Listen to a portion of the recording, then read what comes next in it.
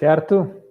Então, aqui é Fábio. Vou fazer agora um videozinho sobre tipos de dados. Vamos compartilhar de novo aqui. Então, enquanto eu compartilho aí, vamos começar a comentar. A gente vai ver alguns tipos de dados, né? Então, por exemplo, a gente tem os tipos numéricos, né? O básico é inteiro e float, né? O que diferencia é que quando a gente tem esse pontinho aqui, né? A gente tem número real, né? Que não precisa ser inteiro. Então, se a gente escreve aqui, sei lá, x e y, 5 para rodar aqui, 5 e 5.0, né? Se a gente olhar o tipo, né? Type x, type y, a gente vai dizer aqui, ó, um vai ser do tipo int e o outro vai ser do tipo float. Vou aumentar isso aqui. Né? Então, o x é inteiro e o y é float. Né? Isso aí, então, às vezes, dependendo do tipo de operação que a gente vai fazer, a gente tem que ter cuidado, né, sobre qual é o tipo de dado, né? Se a gente fizer uma divisão, mesmo que o resultado dê inteiro, se a gente faz uma coisa assim em C, isso aqui dá um inteiro, mas em Python a divisão sempre dá tipo float, então tem que ter cuidado, né? 4 dividido por 2 é 2.0, né? E não 2. Se a gente quiser a divisão inteira, a gente usa 2 barrinhas assim, né? Então, para a gente ficar atento.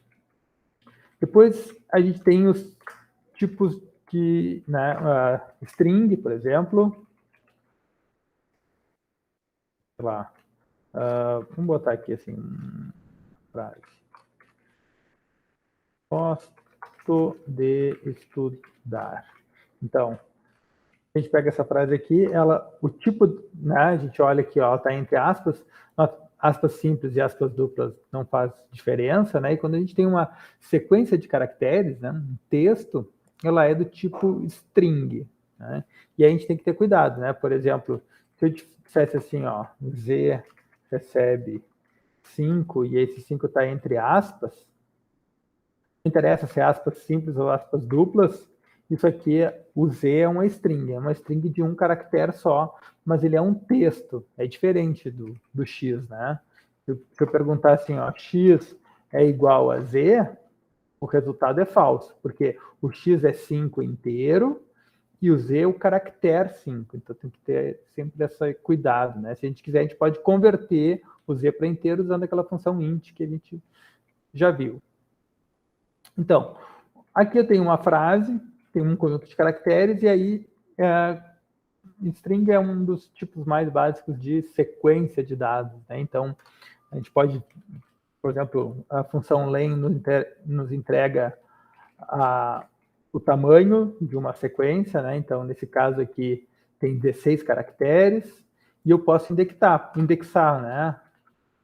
Por exemplo, o primeiro caractere, eu coloco o índice 0, né? Entre colchetes, o 0, eu vou pegar o primeiro caractere, que nesse caso aqui, né, seria o G. Então, o primeiro caractere é o G, depois o segundo caractere é o O, depois o terceiro caractere é o T, né? O caractere 0, posição 1, posição 2 é o S, posição 3, né? O quarto caractere, na verdade, é o T.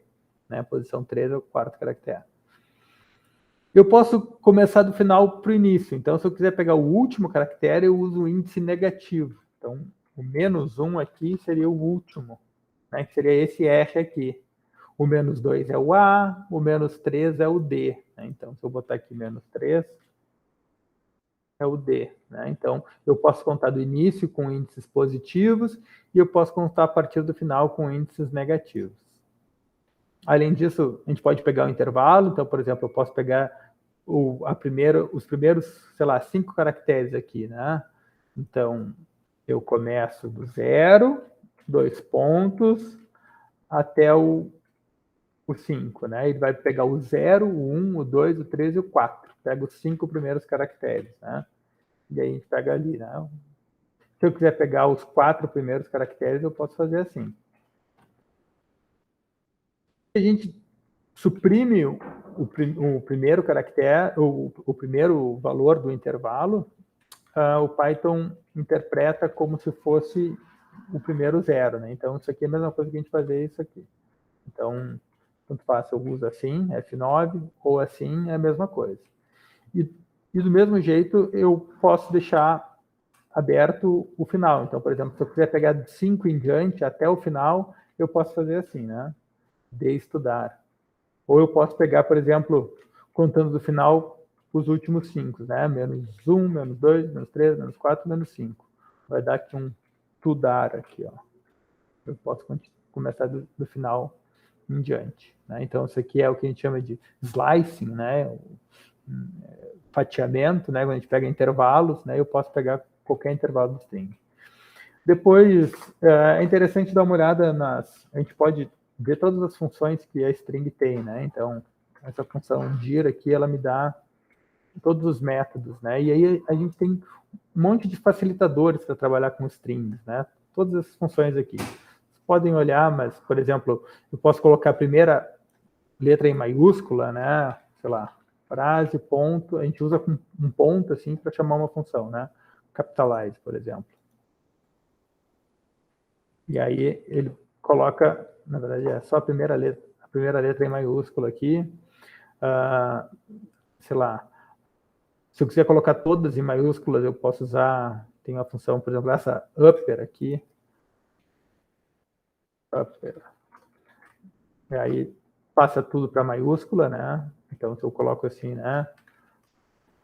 F2 recebe frase.upper, F2 fica tudo em maiúscula.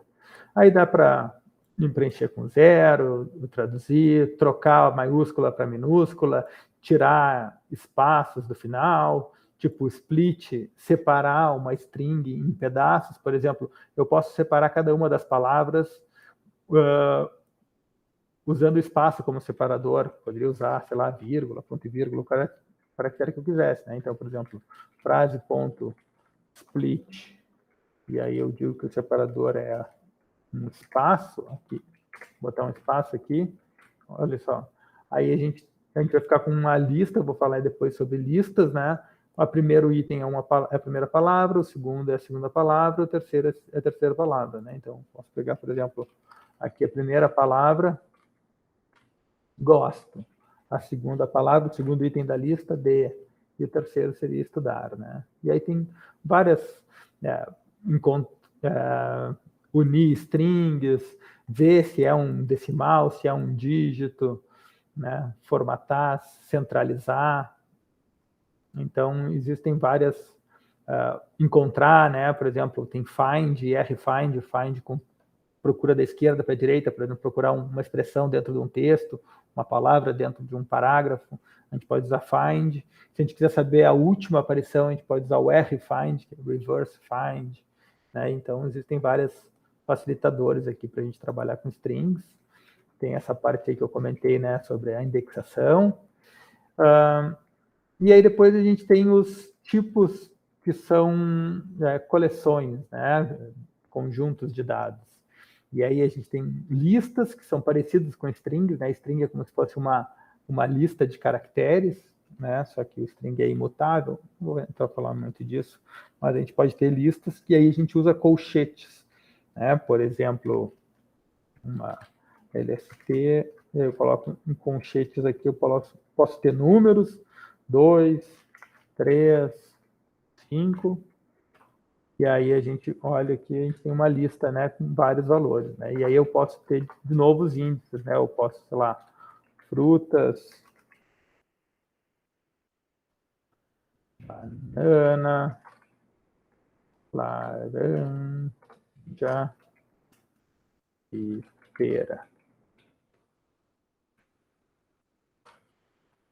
Aí eu tenho, né, banana, laranja e pera, e eu posso, sei lá, indexar do mesmo jeito, né? Pegar o primeiro item, banana, pegar os dois primeiros, de 0 até 2, por exemplo, banana e laranja, e assim, da mesma maneira que os strings, eu posso usar índice, só que aqui eu indexo, né? Esse aqui é o índice 0, esse aqui é o índice 1, esse aqui é o índice 2, e também, né, pode ser do final do início, né? Esse aqui é o índice menos 1, esse aqui é o menos 2, esse aqui é o menos 3, né? Então, frutas, sei lá, menos 1, é o último item, né, da minha lista.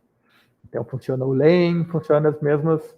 A gente pode ver, tem uma série de funções também, por exemplo,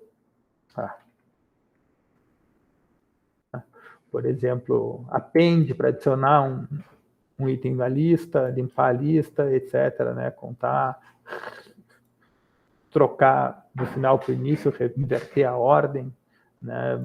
Então, existem várias funções também de listas. Depois a gente tem tuplas, que são pacotes de dados, é parecido com listas, só que é usado um pouquinho diferente. Aí a gente usa parênteses, assim, né? Recebe, sei lá, par, né? Que eu tenho uma dupla, ímpar. Aí a gente empacota o X e ele vale 2 valores, né? Aí eu posso desempacotar desse jeito, assim, né? Aí o A vai receber o primeiro item e o B recebe o segundo item. Depois a gente fala mais sobre tuplas, só para saber que existe. E, finalmente, a gente tem dicionários. Os dicionários são parecidos com listas também, só que em vez de eu usar um índice inteiro, por exemplo, fruta zero, o índice do dicionário vai ser um nome, vai ser um rótulo. E aí a gente usa chaves para os dicionários. Por exemplo, o dicionário vai ser uma coisa assim, né? Sei lá, banana, e aí um valor. Tenho 5 bananas, eu tenho laranjas, vamos supor que eu tenho um dicionário que eu tenho o tipo da fruta e a quantidade que eu tenho na minha cesta, né? Então, e aí, em vez de eu dizer D0, eu vou dizer D, assim, banana. E aí a gente vai ter a quantidade, né? O valor relacionado com esse. Os índices são strings. Então, esses aqui são os tipos de dados que eu ia comentar hoje.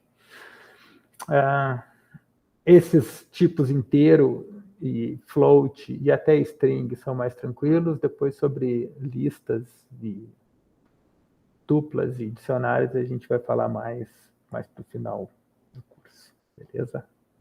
Então, era isso.